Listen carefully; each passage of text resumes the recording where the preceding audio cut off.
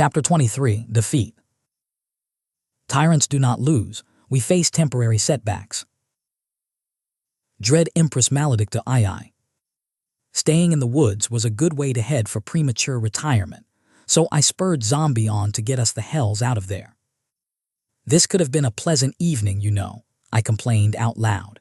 Sure, the blood-colored moon is a bit of a mood killer, but when's the last time I just went for a ride? Little girl, another hooked thing spoke from the trees. Why do you? Without missing a beat, I raised my sword in its direction and allowed my name to coalesce in a spear of shadows. The projectile flew faster than the eye could follow, tearing a smoking hole through the devil's head. Its iron claws kept it on the branch, but it stopped moving. No blood, but they can still die. That's a start. My mount wove around the trunks and branches with preternatural ability, though not because of any great riding abilities on my part. Controlling Zombie became easier with every passing month, and by now was merely took an afterthought. Most of my attention was on our surroundings. And a good thing it was, too. I took a turn. A long snake-like thing dropped from above and barred my path. Oh gods. No, not a snake. I'd seen centipedes before, but this one was large as a small horse and covered in small pincers all over its length. They were constantly moving, and on its back I could see they formed patterns like human faces screaming and weeping. I could almost make out what they said, but I stopped myself right there. Catherine, we don't stare too long at the eldritch abomination that makes a mockery of all that is good and decent, I reminded myself, guiding Zombie to jump over it. The devil's front reared up, opening up into a jaw lined with 4 weeping thorns that snapped at my horse's tail. Yeah, I wasn't sticking around to see any more of that. On another note, I had a feeling the spark of guilt I'd used to get when stepping on centipedes was gone permanently. Little girl, one of the devils called out in a sing-song voice that sent a shiver up my spine. I'm 17, you prick, I yelled back, because I had never quite managed to learn when to shut up. I ducked under a branch and finally emerged into the open, where my usual run of luck was continuing. My cohort was getting mauled by what must have been upwards of 20 devils. It was hard to tell in the dark, since the whole formation had fallen into chaos. I picked out a few gaping holes in the ground that likely meant the things had burrowed under my legionaries when setting up their ambush. Merciless gods, I thought devils were supposed to be mindless. How long have those been around to start thinking ahead this much? Didn't matter in the end. I was still going to have to clean up the mess before retreating. Speaking of messes, I cast a look west and winced. My wounded were getting torn apart. There were no two ways about it. They managed to get weapons out at least, but they were in no shape to handle a pair of devils, never mind the 30 or so they seemed to be dealing with. A large silhouette the size of a supply wagon was rampaging around, goring men with a pair of curved horns sprouting off its head with unsettling agility. A heartbeat passed as I considered my options. Could I get my cohort in order quick enough to come to their rescue? Screams were filling the night, both my legionaries and the creatures. Every moment I spent hesitating, my soldiers were dying. I knew I should at least make the attempt, but in the back of my mind, eerie green eyes looked back at me. The only clean victories are the ones in the stories, Catherine. I could see no way to turn this into a victory, but the point still stood. I couldn't save everyone. I couldn't even save most. Gods forgive me, I whispered as Zombie galloped for the cohort. Captain Ubaid was the first officer I found, screaming at the top of his lungs so his orders could be overheard over the ruckus.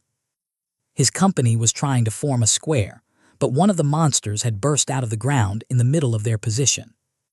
It looked almost like a man covered in filthy rags, but a jackal's head sprouted from the back of its head, and from the looks of it, its grip was strong enough to pull apart steel and crush bones.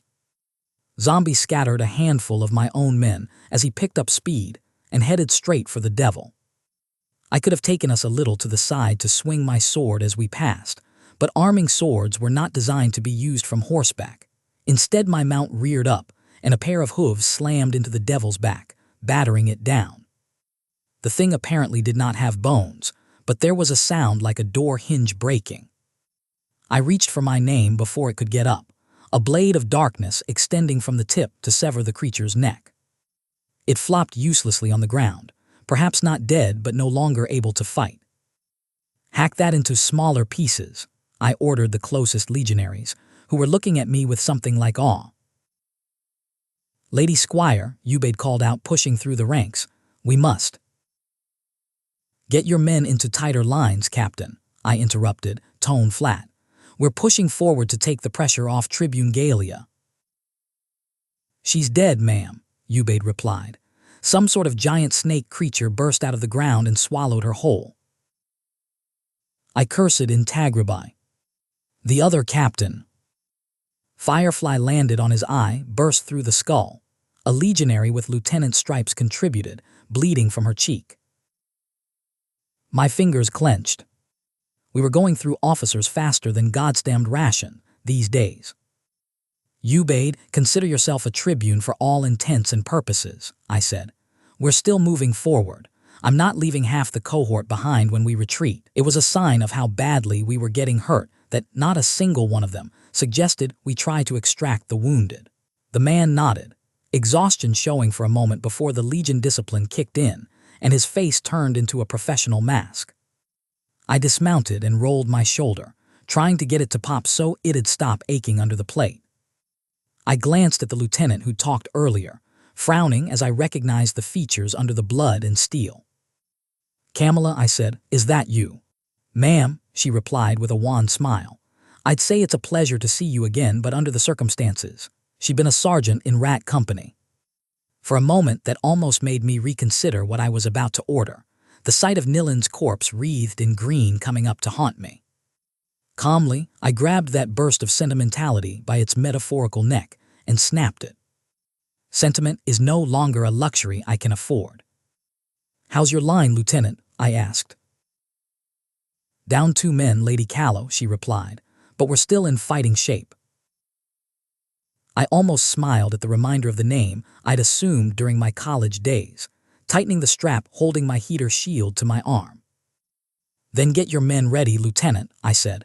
"We're going hunting." For my cohort to be in a position to retreat, I needed 2 things.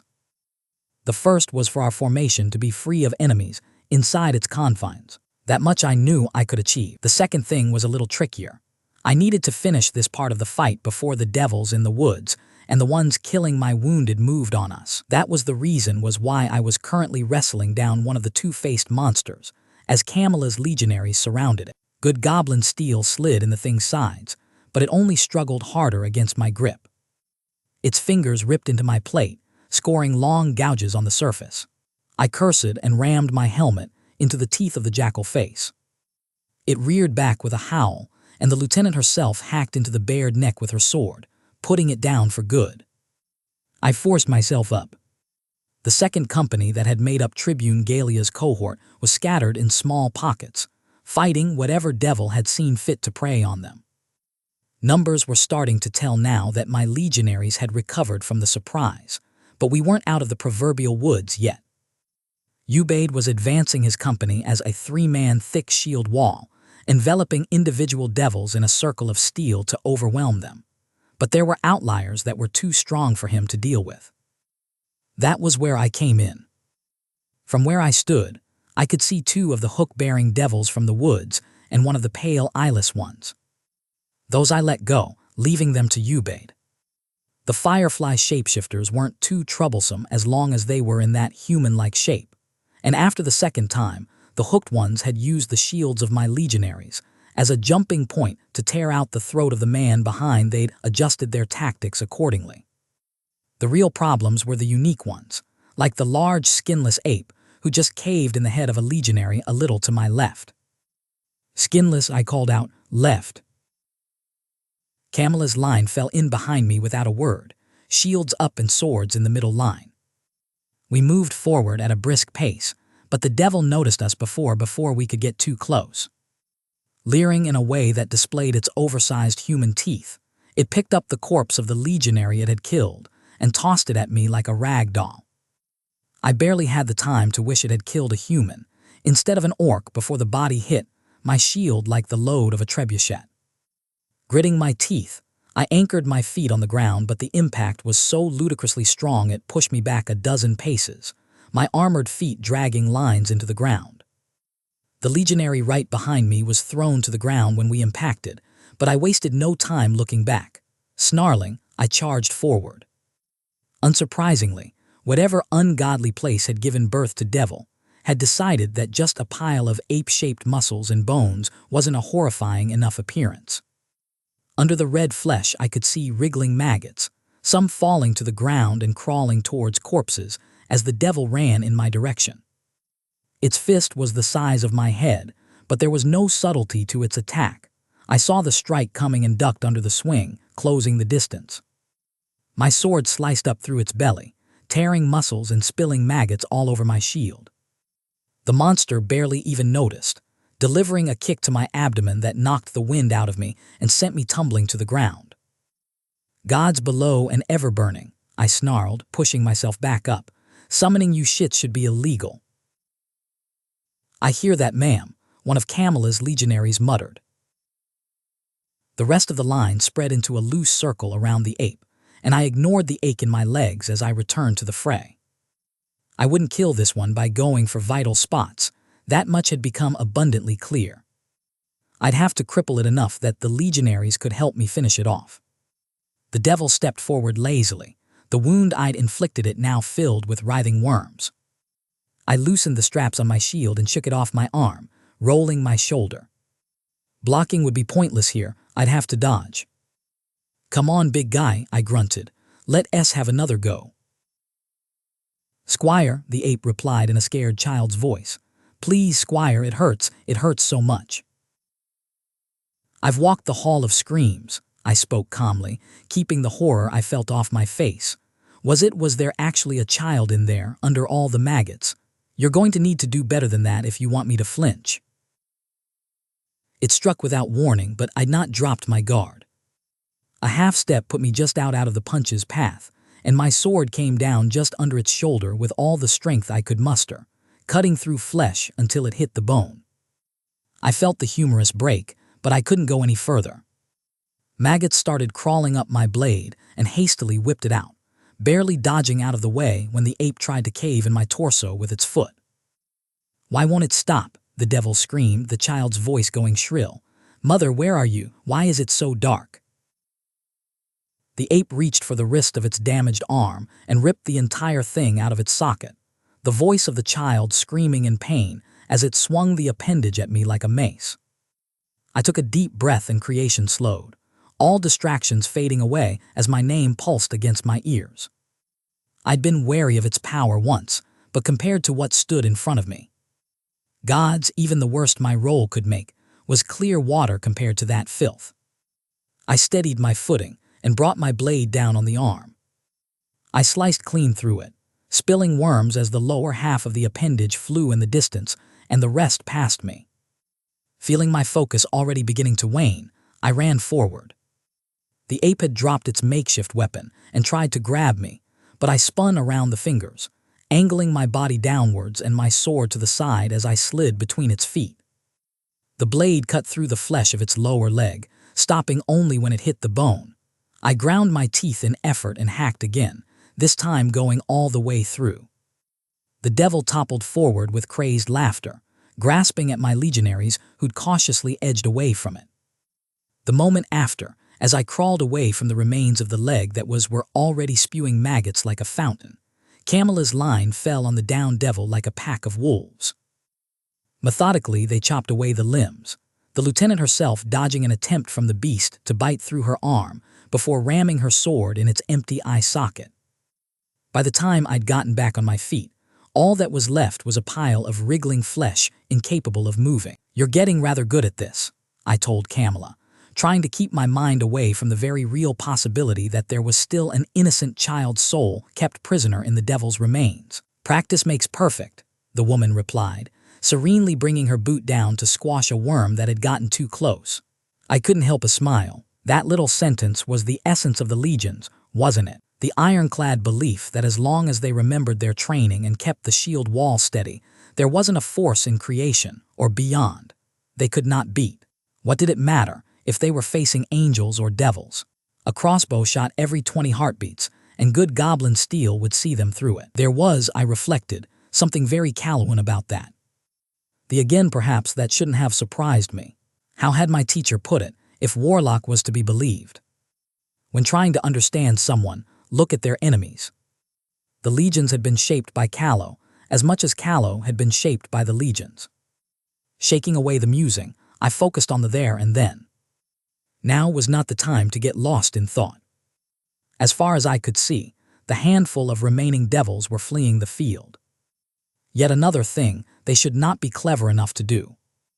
Ubaid's company had swelled with almost all the survivors from the other one. This was, I recognized, as many as I'd be able to salvage from this fiasco. I forced myself to look west. My heart clenched at the sight of the last of my wounded being swarmed over by devils, but I knew how forcing that engagement would go. "We're done here," I told Lieutenant Camilla. "We're marching back to Marchford as fast as we can manage. Send word to Cap Tribune Ubaid," I corrected myself. "Thanks the gods," my old follower from Rat Company breathed out in relief. "I'll go myself, ma'am. We can't leave soon enough for my taste." She clapped her sergeant on the shoulder and made it 3 feet before the ground burst out under her, and enormous jaws snapped shut around her body. The snake's head was the size of a barn, but while its features might have been reptilian, there was not a scale in sight. Flesh, I realized. It was made of flesh. 100,000 faces sewn together in a patchwork of features that still moved. The devil turned its eerie cat eyes at me, then noisily crushed Camilla inside its mouth. I felt a red haze descend on me. I did not recall bringing up my arm, but I snarled and shadows formed into something that was more a ballista bolt than a spear, flickering into movement faster than even my name's sight could grasp. It hit the snake just under the jaw, and the shadows splashed harmlessly against the skin. The devil swallowed, then opened its gaping maw. "Was she precious to you?" it asked, but the voice did not come from the mouth. The faces all over its skin were speaking in unison, 100 men and women. "She was. I can see it from your anger, that's fine. You might still save her if you're fast enough. It takes a while before they become part of me." I found, to my surprise, that the rage taking hold of my bones was so deep it was stilling my tongue. I stepped forward, sword in hand, but the devil laughed. "Come and play," named. It invited me, slithering back into the hole it had torn through the ground. I took hold of my rage. I would not make decisions angry. Anger made you sloppy, clouded your judgment. This once, though, my burning desire to brutally murder that creature coincided with what needed to be done. I had no idea how quick it could move underground, but there was no way I could afford to let it harass us on the way back to Marchford. "Sergeant, begin the retreat," I ordered, voice deceptively even. The orc saluted, then hesitated. Will you be coming with us, Lady Squire?" he asked. I spun my blade in a loose circle, loosening my wrist. "I'll be following shortly," I replied and jumped into the hole. Immediately, I regretted that decision when the serpent's head burst out of the hole and rose into the air, faces cackling. I only barely managed to catch the open mouth, one of them with my free hand, as we kept getting higher. It tried to chomp down, but teeth were pointless against good plate. "Got you," the nearest face crowed as the snake continued rising in the air. 60 feet at least before it stopped, and there must have been at least that much underground to support it. "Can you fly, little named?" the face asked mockingly. Hunting in effort, I rammed my sword into the open mouth and used the pommel as a handhold. I had enough of a grip I could hug my body closer and slip my feet into another mouth and an eye socket. I had to kick until the eye fell off, but eventually I made enough space. And down we go, a woman's face announced above me. To my horror, the devil tipped back and let itself fall. The wind howled around me and the ground got closer with every heartbeat, as I desperately tried to scale the side so I wouldn't be stuck between the massive weight and the floor. I was only half successful. Earth sprayed and corpses flew, masking the sound of my left arm and leg breaking. I bit my lip until it bled to force down the primal scream of pain that almost escaped me. The snake shook itself, then slowly rose again. That must have hurt, the woman's face mused. One arm and one leg left, an old man snickered. How long can you hold on? Under me, I could see my cohort beginning to panic, though the officers were doing their best to keep them moving. The devil begun to waddle back and forth like a grotesque pendulum, my body shaking with it. Shit. My arm and leg were. I blinked, then rasped out a laugh. As good as dead. Gods, I really needed to add some tricks to my arsenal, did not rely on me being halfway into the grave. My name howled in approval, spinning threads around the useless limbs. With the crack of multiple fractures worsening, I forced my broken arm to reach up and force its way into another face's mouth. Pointless, a puppet from around my knee mocked me. I hoisted myself up, kicking through its teeth to use its mouth as a foothold. Inch by inch, I started making my way up to the head. It tried to shake me off, shouting insults all the while, but the threads held. Tightened but did not snap. The devil screamed and let itself fall forward, counting on the momentum to flip me off its head. I rammed my sword through the nostril of another face at an angle to give me a counterpoint, feeling the muscles in both my arms tear as I pushed myself in the opposite direction. Immediately, it tried to push the other way to use it against me, but something that size could not move fast enough. I'd already found other handholds by then. The higher I got, the more it panicked, shaking and screaming imprecations at me. You can't kill me, it screamed when I finally hoisted myself over the ridge of the head. I am hunger incarnate, I. Talk too much, I finished coldly, shoving my free hand in the mouth. The shadows formed into a spear and kept growing as I tapped into the furthest depths of my name and kept feeding into it, growing and growing until I could no longer hold the power. With bared teeth, I released it and felt it burrow deep inside the devil's head. The mouth closed over my forearm like a bear trap, teeth shattering against steel, and every single face went silent. Slowly it dipped forward and fell, crashing against the ground with a thunderous roar. I slipped off the side of it and landed on my bad leg with a hoarse cry, guiding Zombie to me with a thought. I leaned on my mount from my good side and hoisted myself up with only 2 suppressed yells of horrible pain, which was a victory of sorts. I only then noticed I'd landed less than a dozen feet away from my cohort, every single legionary of which was looking at me in utter silence. I don't remember telling you to stop retreating, I croaked out, sheathing my sword.